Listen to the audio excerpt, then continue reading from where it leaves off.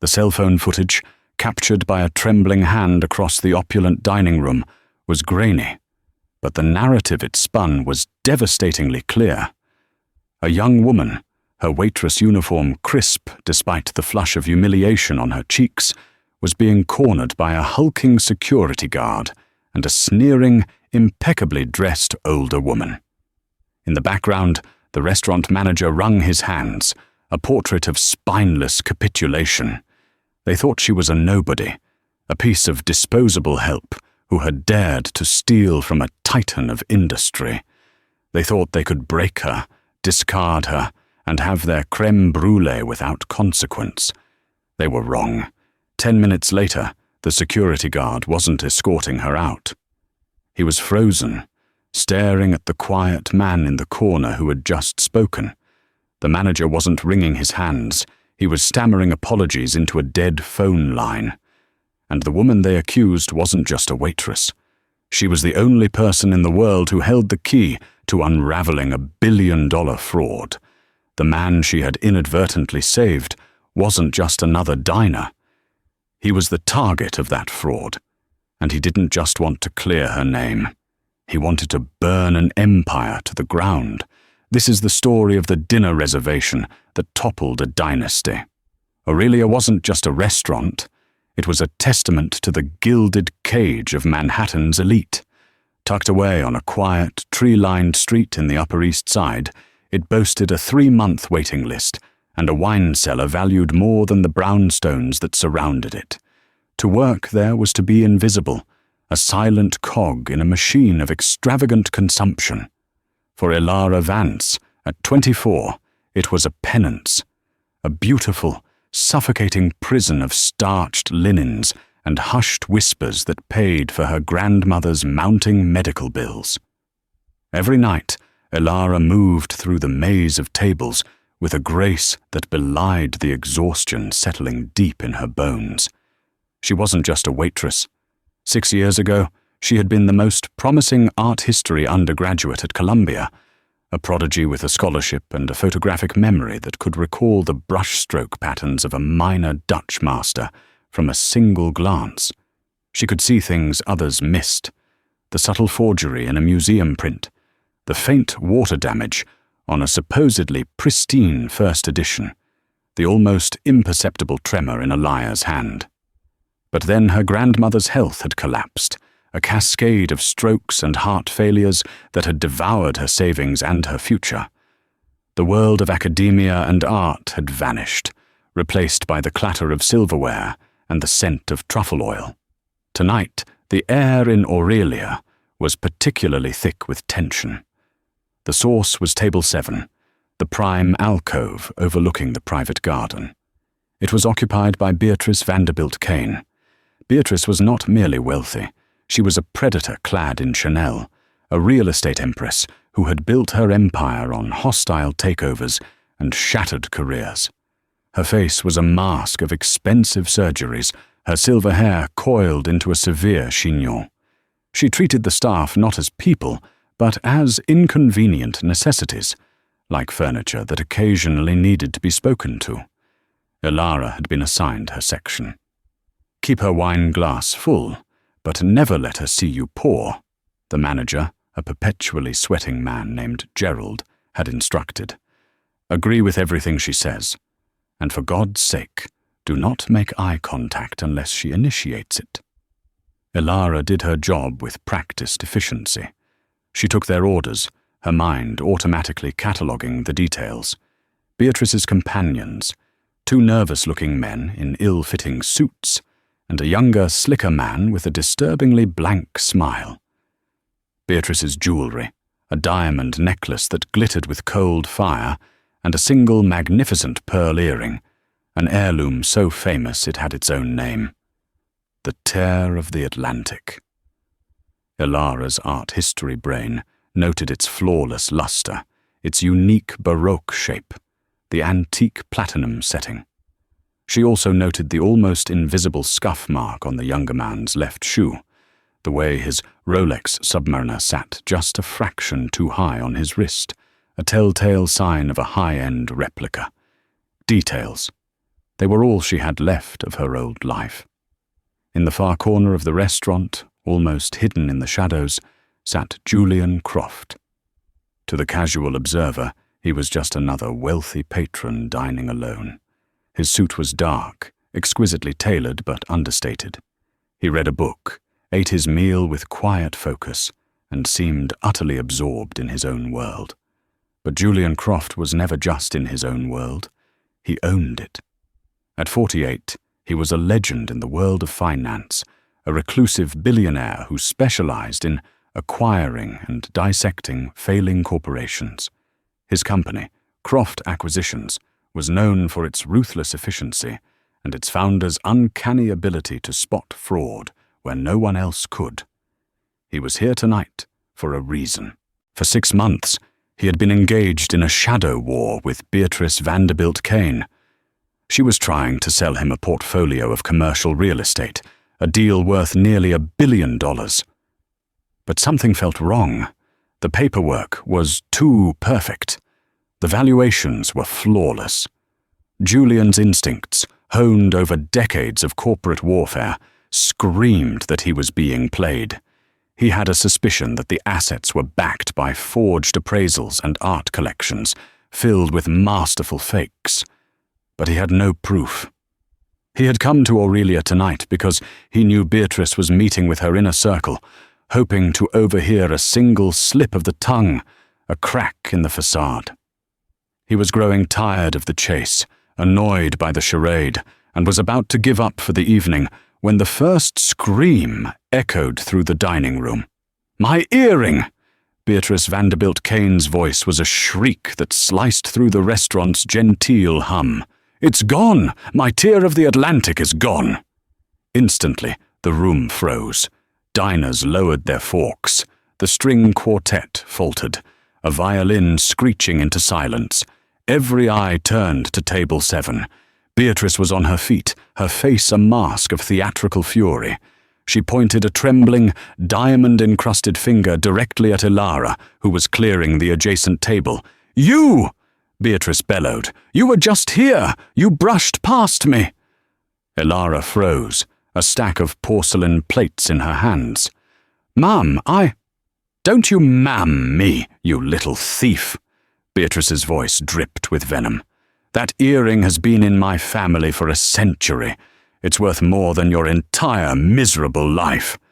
Gerald, the manager, scurried over, his face pale and slick with sweat. "Mrs. Vanderbilt Kane, please, I'm sure there's been a misunderstanding. The only misunderstanding is that you hire criminals to serve your customers."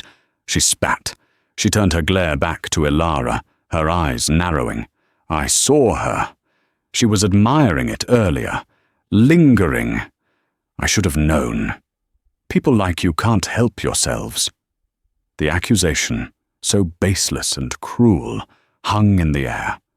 The phrase, "people like you," echoed in Elara's ears, a casual dismissal of her entire existence. She felt the blood drain from her face, but a core of steel, forged in the fires of her grandmother's illness and her own broken dreams, held her upright. "I did not take your earring," Elara said, her voice quiet but steady. The plates in her hand did not tremble. From his corner table, Julian Croft lowered his book, his interest piqued. He had seen the waitress. He'd noticed her quiet competence, the intelligent watchfulness in her eyes. He'd also seen Beatrice's performance. It was too loud, too rehearsed. It felt strategic. "Of course you deny it," Beatrice laughed, a harsh, ugly sound. "Gerald, call the police and search her. Search her right now, in front of everyone. I want to see her humiliated." Gerald looked at Elara, his eyes pleading. He was a man caught between a rock and a hard place, and he chose the path of least resistance. He chose to crush the rock. "Elara," he whispered, his voice shaking. Let's go to the back. We'll sort this out." "No," Beatrice commanded. "Here, now. I want everyone to see what happens to a thief." She gestured to the restaurant's in-house security guard, a burly man named Frank, who usually just checked reservations. "Frank, empty her pockets." Frank lumbered forward, his expression apologetic but his shoulders set. He was following orders. The entire dining room was watching, a captive audience to a public execution of character. Phones were discreetly being raised. Elara stood her ground.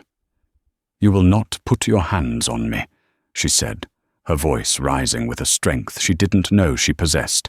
"I am not a thief." "You heard her, Frank," Beatrice sneered. "She's resisting. That's what guilty people do." Frank reached for Elara's arm. The touch was meant to be firm, a simple escort out of the room. But in that moment, it felt like a brand. Humiliation washed over Elara, hot and suffocating. This was it.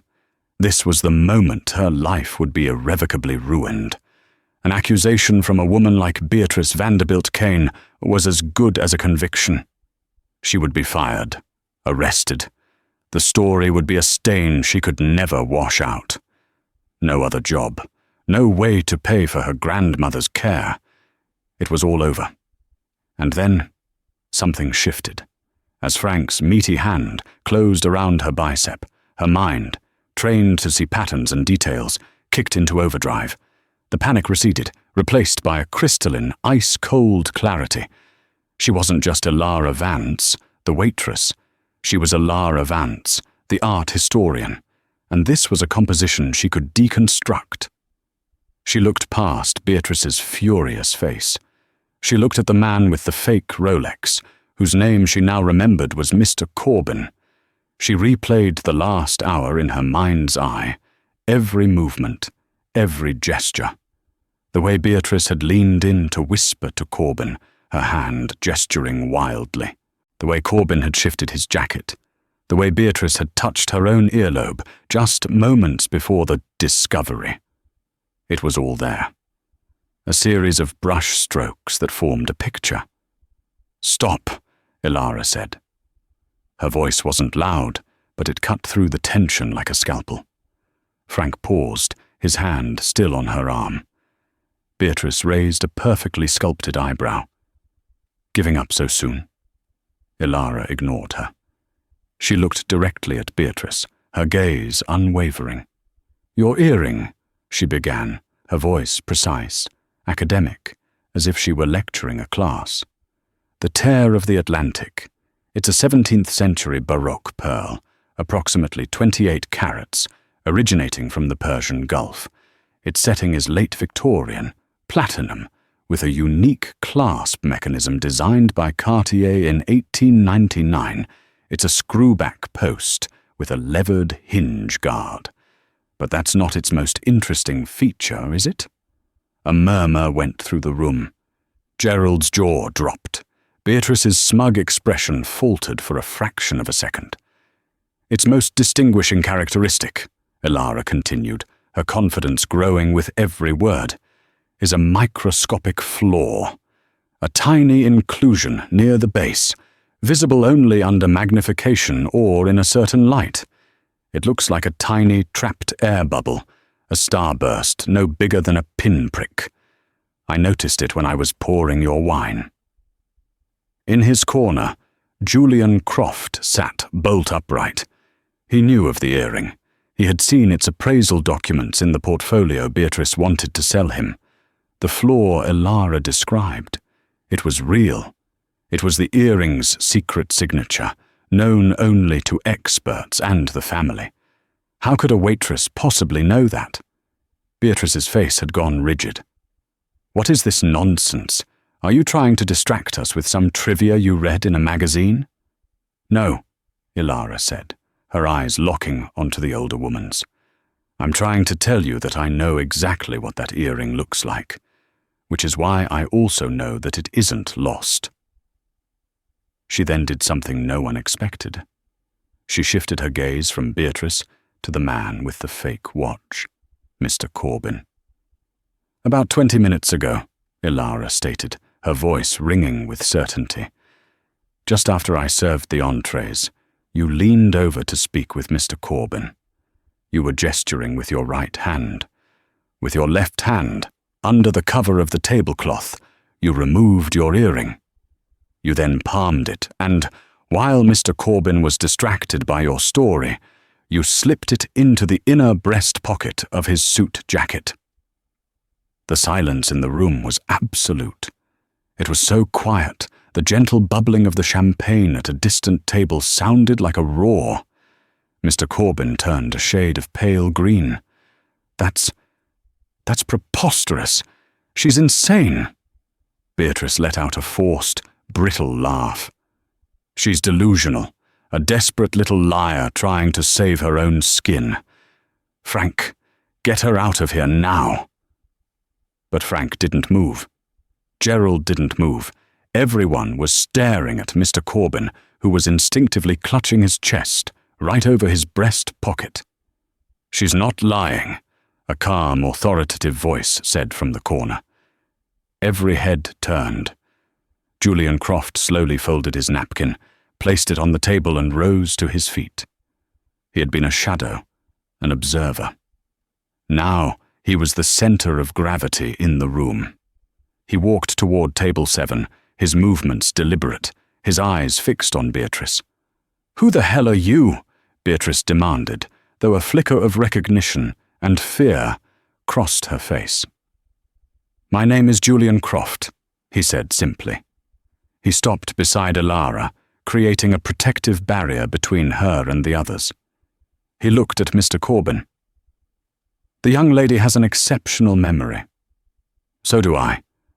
I've been reviewing the provenance documents for that earring for weeks. The flaw she described is accurate. It's also something that would not be present in a replica." He let that word hang in the air. Replica. "And you, Mr. Corbin," Julian continued, his voice turning to ice. "Your watch, a fine replica, but the serial number engraving on the rehaut is slightly too thick, a common mistake in even the best forgeries. I've been tracking a master forger by that very signature for months, a man who specializes in creating museum-quality replicas of jewelry and antiques, replicas that can be used to secure fraudulent loans or inflate the value of a portfolio." Beatrice Vanderbilt Kane finally understood. This wasn't about a stolen earring. It was a trap, and she had just walked right into it, dragging her accomplice with her. The scene she had created to cause a distraction, to pass the real earring to her forger so he could create a copy to place in a vault for a fraudulent appraisal, had backfired spectacularly. Julian turned his attention to Elara, his expression one of genuine, profound respect. "You have an incredible eye, miss." "Vance," she said, her voice barely a whisper. "Elara Vance." "Miss Vance," Julian corrected himself. He then looked at Gerald, the manager. "You're fired." Then at Frank, the security guard. "You're lucky you didn't drag her out of here, or you'd be facing a lawsuit that would own this restaurant." He pulled out his phone. He didn't dial 911. He made a call to a number on his speed dial. "Michael, it's Croft. I'm at Aurelia. The Vanderbilt Kane deal. It's a go. Send the team, and notify the FBI's Art Crime Division. We have the forger, and we have the original." Beatrice Vanderbilt Kane, for the first time in her life, was speechless. Her perfectly constructed world, built on lies and intimidation, had been dismantled in under 5 minutes by a waitress who saw too much and a billionaire who had been waiting for her to make one single, fatal mistake. The trap hadn't been his. It had been hers, and Elara had just handed him the key. The immediate aftermath in Aurelia was a scene of controlled chaos that played out in surreal silence. The other diners, sensing they were witnesses to something far more significant than a dinner dispute, remained seated, their meals forgotten. The only sounds were the quiet, authoritative murmurs of Julian Croft into his phone and the ragged, panicked breathing of Beatrice Vanderbilt Kane. Within minutes, the restaurant's ornate front doors swung open, not for new patrons, but for 4 men in dark, severe suits. They were not NYPD. Their posture was too rigid, their eyes too sharp. They were Julian Croft's personal security team, a detail he kept on retainer for moments precisely like this. They moved with the silent efficiency of a wolf pack, flanking Table 7, their presence an unbreachable wall. One of the men, clearly the lead, approached Julian. "Mr. Croft, the perimeter is secure. Feds are 10 minutes out." Julian nodded. He then turned his gaze upon Mr. Corbin, who looked as if he might faint. "Mr. Corbin," Julian said, his voice deceptively mild, "I believe you have something that belongs to me. Or rather, something that was being used to defraud me. Please place the contents of your inner jacket pocket on the table." Slowly. Corbin's eyes darted to Beatrice, pleading for guidance. But Beatrice was a statue of ice, her face a canvas of fury and disbelief.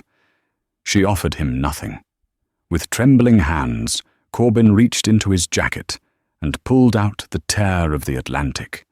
He placed it on the white linen tablecloth, where it shimmered under the chandelier's light, a beacon of his guilt. "Thank you," Julian said dryly. He then looked at Beatrice, a predator who had finally cornered her prey. "It was a clever plan, Beatrice.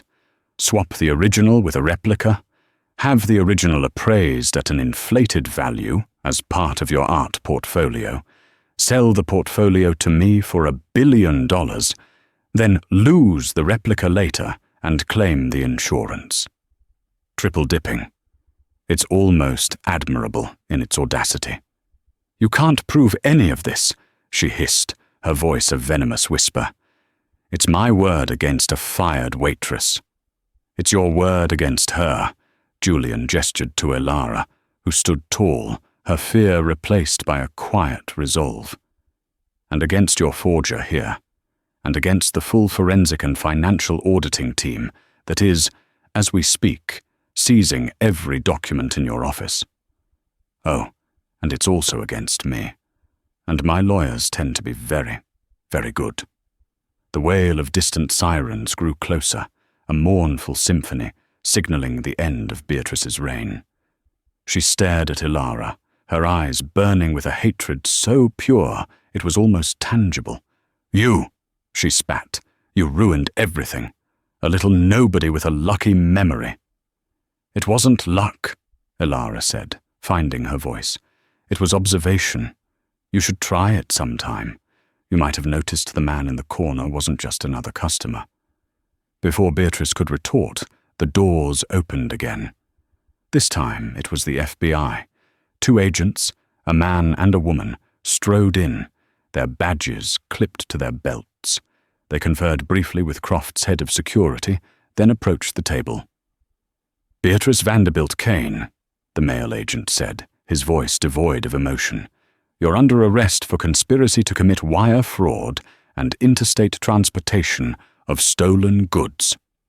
Another agent moved to cuff a now sobbing Mr. Corbin. As they placed the cold metal of the handcuffs around Beatrice's wrists, she didn't struggle. The fight had gone out of her. The mask of power had shattered, revealing the withered, terrified woman beneath. As they led her away, past the gawking diners, her empire crumbling with every step, her last glance was at Elara. It was a look of utter defeat. Once the agents and their prisoners were gone, a heavy silence fell over the room. Julian's head of security gave him a nod, and the team discreetly withdrew. The show was over. Julian turned to the former manager, Gerald, who was attempting to blend into the wallpaper. "Gerald," Julian said calmly, "my company, Croft Acquisitions, owns the holding company that owns the building this restaurant is in. Which means technically, I'm your landlord. Consider your lease terminated for gross negligence and for fostering an environment that allowed this to happen. You have 24 hours to vacate." Gerald's face crumpled. He opened his mouth, then closed it, and simply nodded. A broken man. Finally, the whirlwind of activity ceased. It was just Julian and Ilara, standing in the middle of the now silent, cathedral-like dining room. The adrenaline began to fade from Ilara's veins, leaving a profound, bone-deep exhaustion in its wake. She swayed slightly on her feet. "Are you all right, Miss Vance?" Julian asked, his voice softer now, tinged with concern. "I think so," she said. "I just lost my job." The absurdity of the statement, after everything that had just happened, made her want to laugh and cry at the same time. A rare, small smile touched Julian Croft's lips. "I believe that can be rectified. What you did here, your attention to detail, your composure under pressure, that is a rare and valuable skill set." He paused, studying her. "You said you noticed the flaw in the pearl when you were pouring the wine. That's a distance of several feet. Your eyesight is remarkable." "It's not my eyes," she confessed quietly. "It's my memory. Eidetic. I remember everything I see, every pattern, every shadow, every crack." Julian's eyebrows shot up. The pieces clicked into place. The art history prodigy, the photographic memory. It wasn't just a lucky guess. It was expertise. "You were a student at Columbia, weren't you? Art history. I remember reading about you in an alumni newsletter years ago. The Vance Scholarship winner." Ilara looked down, a flush of old shame warming her cheeks. "I had to drop out. Family reasons." "I see," Julian said, his tone conveying a genuine understanding that caught her off guard. He was silent for a long moment, his mind clearly working. He wasn't a man who made rash decisions. He was a chess player, always thinking several moves ahead. "I'm not going to offer you a check as a reward, Miss Vance," he said finally. "That would be an insult to your intelligence. What I will offer you is a proposition." He pulled a simple, elegant business card from his wallet. "My firm has a small but world-renowned arts and antiquities division. We use it to vet the assets in major acquisitions, just like the one Beatrice was trying to pull on me. The head of that division is a man named Dr. Alistair Finch. He was one of your professors at Columbia. I believe he called you his brightest student in a decade." Ilara's heart skipped a beat. Dr. Finch, her mentor, the man who had told her she had a gift. "I want you to come and work for me," Julian stated. "Not as a waitress, not as an assistant. I'm offering you a position as a junior authenticator and analyst. A paid apprenticeship, directly under Dr. Finch. We will cover the full cost of your grandmother's medical care, whatever she needs. We will also fund the completion of your degree, should you wish to return. In exchange, I get your eyes, your memory, and the courage you just showed tonight. That is my offer." Ilara stared at the business card in his hand. It was more than a job offer. It was a lifeline. It was the return of a life she thought she had lost forever. The world of art, of history, of beauty, a world where her unique mind was not a strange quirk, but a powerful asset. Tears welled in her eyes, not of humiliation or fear, but of overwhelming, staggering relief. She reached out and took the card, her fingers closing around the crisp cardstock. "Yes," she whispered, the single word carrying the weight of her past and the hope of her future. "Yes. Thank you." "Don't thank me," Julian Croft said, his expression serious. "You earned this. Now let's get you out of here. I believe my driver can take you home." As they walked out of Aurelia, leaving behind the wreckage of 2 ruined lives and 1 shuttered restaurant, Ilara felt the cool night air on her face. It felt like the first breath of a new life. The path ahead wouldn't be easy, she knew. But for the first time in a very long time, it was a path of her own choosing, and she could see every detail of the road ahead with perfect clarity. The transition from the polished floors of Aurelia to the hushed, museum-like corridors of Croft Acquisitions was a study in contrasts. Ilara's first day was not one of triumph, but of quiet intimidation. The company's headquarters occupied the top 10 floors of a skyscraper in Midtown, a vertical kingdom of glass and steel that hummed with the low thrum of immense power. Her waitress uniform was replaced by a simple but elegant pantsuit, paid for by a generous advance from Julian that had appeared in her bank account that morning, along with a separate, staggering sum designated for G. Vance, Medical Trust. Her new office wasn't an office at all, but a workspace in a vast, climate-controlled laboratory filled with microscopes, X-ray fluorescent spectrometers, and shelves of leather-bound reference books. It smelled of old paper, linseed oil, and ozone. It was the most beautiful place she had ever been. Dr. Alistair Finch, a man in his late 60s with kind eyes and a tweed jacket that had seen better decades, greeted her not with a handshake, but with a warm, fatherly hug. "Ilara, my dear girl," he said, his voice thick with emotion. "I read the preliminary police report. Julian sent it over. What you did, truly extraordinary. I always knew that mind of yours was a rare gift." Despite his warmth, Ilara was consumed by a gnawing sense of imposter syndrome. These people, the other analysts and historians in the department, were seasoned experts with doctorates and decades of experience. She was a college dropout who had been serving canapés 48 hours earlier. Julian Croft had not offered her an easy path. The apprenticeship was real, and it was rigorous. Her days were a whirlwind of learning. She studied carbon dating techniques, pigment analysis, and the intricate legalities of art provenance. Seh. The silence that descended upon Aurelia in the wake of the sirens was a different kind of quiet from the one that had preceded it. The earlier hush had been one of reverence, the sound of wealth whispering to itself. This new silence was a vacuum, heavy and absolute, the sound of a world shattered. Ilara stood in the center of it, the ghost of the security guard's grip still a phantom heat on her arm. She felt strangely detached, as if she were observing a meticulously rendered tableau of a crime scene, her own trembling form merely the central figure in the composition. Julian Croft didn't fill the silence with platitudes. He simply watched her, his gaze as analytical and discerning as her own. It was not a look of pity, but of assessment, of recognition. He saw the shock, yes, but beneath it he saw the steel that had held her upright. "My car is outside," he said, his voice a low anchor in the swirling chaos of her thoughts. It was not a question or an offer, but a statement of fact, a gentle but undeniable command.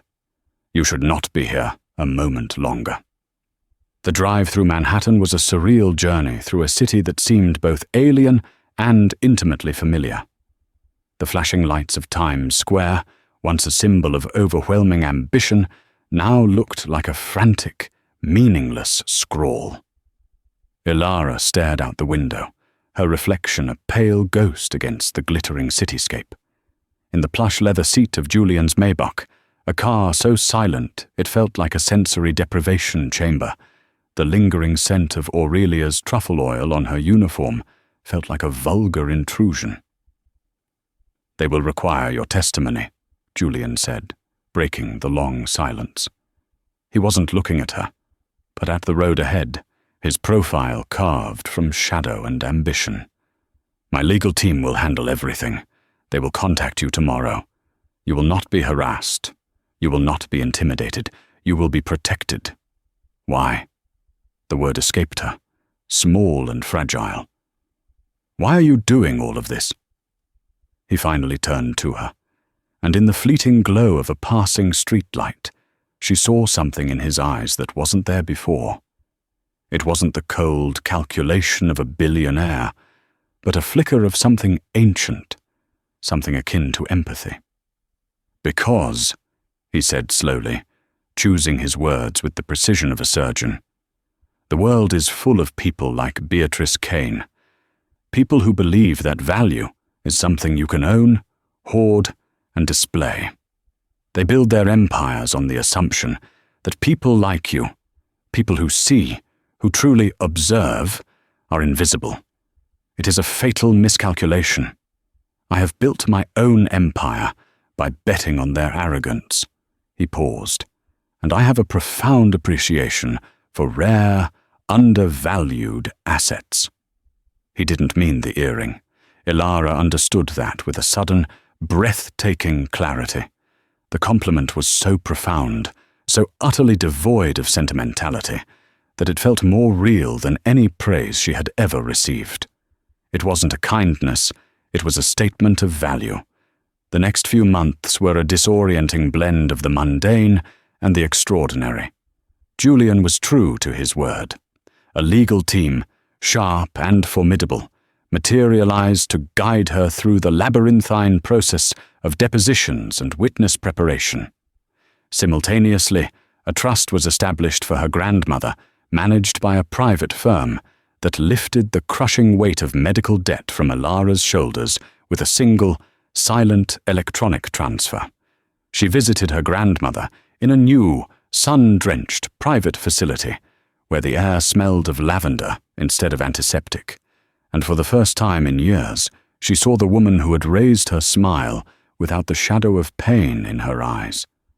Her apprenticeship at Croft Acquisitions, under the gentle and brilliant Dr. Alistair Finch, was less a job than a total immersion. The world she had been forced to abandon rushed back to greet her, not as a nostalgic dream, but as a tangible, demanding reality. Her eidetic memory, once a party trick and then a survival tool for complex orders, was now recalibrated, honed into a precision instrument. She learned the language of craquelure, the grammar of pigment composition, the syntax of brush strokes. But the ghost of Aurelia lingered. It wasn't in the grand moments, but in the quiet, unexpected ones. A sharp, commanding voice from a client in the lab would make her flinch, her pulse suddenly hammering with a phantom humiliation. She found herself instinctively deferential to the impeccably dressed executives in the elevators, her eyes automatically dropping to the floor before she remembered she was one of them now, that her tailored suit was not a costume.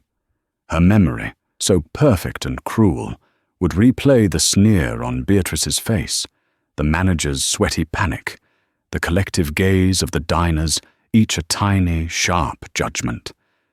The gift of perfect recall was also the curse of perfect recollection. Julian seemed to understand this without her ever saying a word. He would appear in the lab, a silent, imposing figure, and ask not about her progress, but about the work itself. The binder used in this Siamese panel, he mused one afternoon, 6 months in, as she analyzed a 14th century piece. Egg tempera. Fragile. It demands a delicate hand, but it creates a luminosity that oil can never replicate. The artist had to know his limitations to achieve that effect. He looked at her, his gaze direct. Strength is often mistaken for force. True strength lies in understanding fragility, your own, and that of others. It was in these oblique conversations that their relationship was forged. It was not friendship, not mentorship, but a rare and profound intellectual kinship. He spoke to her as if she understood the intricate machinery of his own mind, and she, in turn, found herself able to articulate the nuances of her perception in a way she never had before. He didn't try to fix her trauma. He simply acknowledged the scars and showed her how they could be integrated into the new person she was becoming. The trial was her crucible. When she walked into the courtroom, she saw Beatrice Vanderbilt Kane for the first time since that night. The Chanel armor was gone, replaced by a drab, ill-fitting suit. The imperious mask had cracked, revealing the brittle fear beneath. But as Beatrice's eyes met hers, Ilara saw no remorse, only a cold, undiluted hatred. In that moment, Ilara realized that Beatrice hadn't seen her that night. She hadn't even seen a waitress. She had seen a reflection of her own profound insecurity, a convenient, powerless object upon which to project her own fear of being exposed as a fraud. On the witness stand, Ilara was no longer the frightened girl from Aurelia. She was an instrument of pure fact. She recounted the events of that evening with chilling, photographic precision. She described the unique luster of the pearl, the exact angle of Beatrice's hand as she palmed it, the subtle shift in Mr. Corbin's posture. She was not emotional. She was not vengeful. She was simply a lens, focusing the truth into an undeniable burning point. Her testimony was devastating. The jury convicted Beatrice on all counts. Ilara watched the news of the sentencing alone in her new apartment, a quiet, minimalist space overlooking the East River that Croft Acquisitions had arranged for her. 15 years. The number felt both immense and strangely meaningless. There was no surge of victory, no satisfying sense of vengeance. There was only a vast, quiet emptiness. The battle was over. The dragon was slain. But she now had to learn to live in the world without a dragon to fight. A year after the verdict, Julian summoned her to his penthouse. It was a space that mirrored his mind, vast, precise, with floor-to-ceiling windows that displayed the city not as a home, but as a complex system to be observed and understood. On a black velvet pedestal in the center of the room rested a single object, a Fabergé egg, a breathtaking creation of enamel, gold, and diamonds. The Tsarevich constellation, Julian said, commissioned by Tsar Nicholas II in 1917 as a gift for the Tsarina. It was never finished. It vanished during the revolution. This surfaced last week, offered by a consortium with a very murky provenance. Every expert who has examined it is convinced it's the real, unfinished article. Dr. Finch is convinced. The spectroscopic analysis is perfect. The diamonds are period-correct Golconda stones. The enamel work is consistent with Fabergé's chief workmaster. He circled the egg, his hands clasped behind his back. But the consortium selling it is a front for an organization I have been trying to dismantle for a decade. They launder money for terrorists and rogue states. If I buy this, and it's real, I can use the transaction to expose their entire financial network. But if it's a fake, I legitimize them, fund their operations, and lose $100 million. Everyone says it's real, but I will not move forward until you have seen it. This was not a test of her skill. This was a test of her conviction. He was betting the success of a decade-long shadow war on her eyes. For 3 days, Ilara lived with the egg. It was moved to a secure vault in the Croft building, a room she alone could access. She didn't sleep. She barely ate. She looked at it from every conceivable angle, under every wavelength of light. She cross-referenced its design with the original sketches found in the Russian archives. Everything matched. The quality was beyond anything she had ever seen. It felt real. It breathed history. But a tiny, dissonant note hummed in the back of her mind, a detail so small she couldn't grasp it. On the third night, exhausted and on the verge of admitting defeat, she sat staring at the deep blue enamel meant to represent the night sky. She wasn't analyzing. She was just looking. Her mind drifted, her memory palace opening its doors. She saw the night sky. Not the light-polluted sky over Manhattan, but the pure, crystalline sky she remembered from a childhood camping trip with her grandmother. She remembered her grandmother pointing out the constellations. Leo, Virgo, the Big Dipper. And then she saw it. Her breath caught in her chest. It was an error of such profound, astronomical arrogance that it was almost beautiful. She called Julian at 3 a.m. He was in his office, as she knew he would be. "The stars," she said, her voice a hushed whisper of discovery. "It's the stars." "Explain," he commanded. The original sketches show the egg was meant to depict the constellations as they were in the sky on the birthday of the Tsarevich, Alexei Nikolaevich, August 12, 1904. And they are all here, rendered in diamonds. Leo, Virgo, Libra. They are all in their correct positions. "So it is authentic," Julian stated. "No," Elara breathed. "It's a forgery of genius, but it's a forgery. The forger replicated the 1917 sketches perfectly. But he made one mistake. He included Uranus." There was silence on the other end of the line. "Uranus wasn't discovered until 1781, she continued, the words tumbling out. "It's a naked-eye planet, but only barely, and only if you know exactly where to look. It was not considered part of the classical zodiac. It would never have been included in a map of the heavens for a Romanov heir, who was steeped in tradition and mysticism.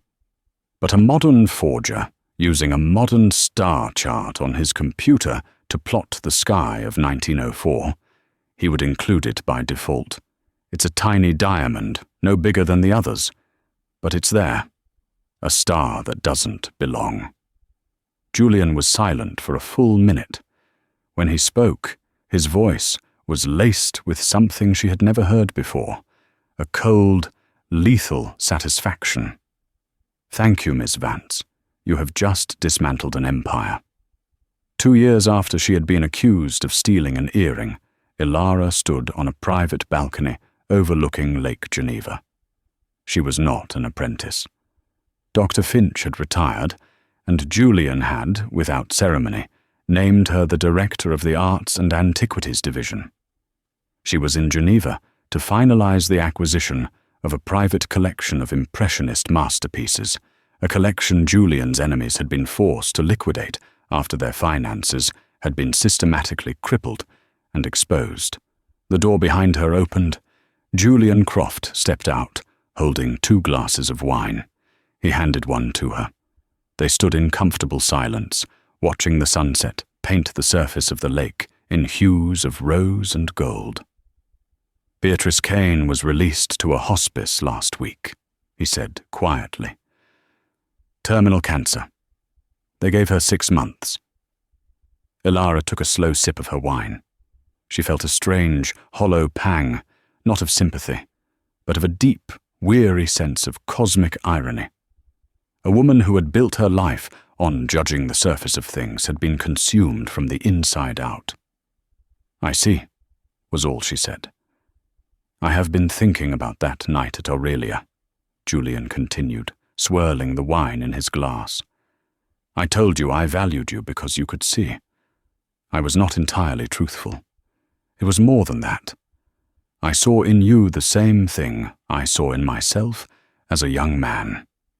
A person who had been defined by others, who had been placed in a box not of their own making. I saw someone who knew, instinctively, that the only way out was to see the box for what it was. Its construction, its flaws, its lock. You didn't just see a stolen earring, Elara. You saw the entire architecture of a lie. That is not a skill. It is a state of being." He turned to her, and his eyes, which so often held the cool distance of a hawk, were now grounded, human.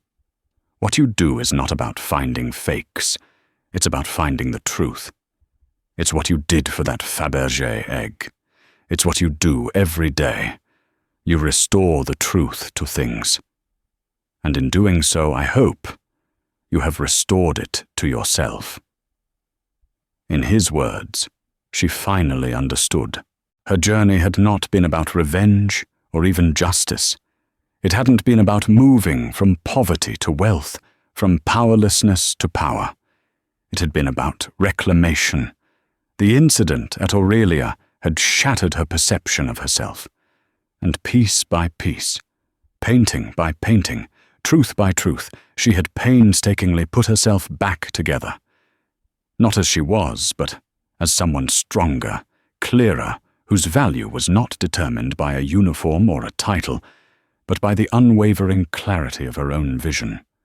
The last rays of the sun disappeared behind the mountains, and the first stars began to appear in the deepening twilight over the lake. Elara looked up, her memory tracing the familiar, ancient patterns in the sky. She saw them not as random points of light, but as a coherent, beautiful whole, each star in its proper place. The view from here, she thought, was perfect, and for the first time she felt no ghosts at her back. She was finally, completely free.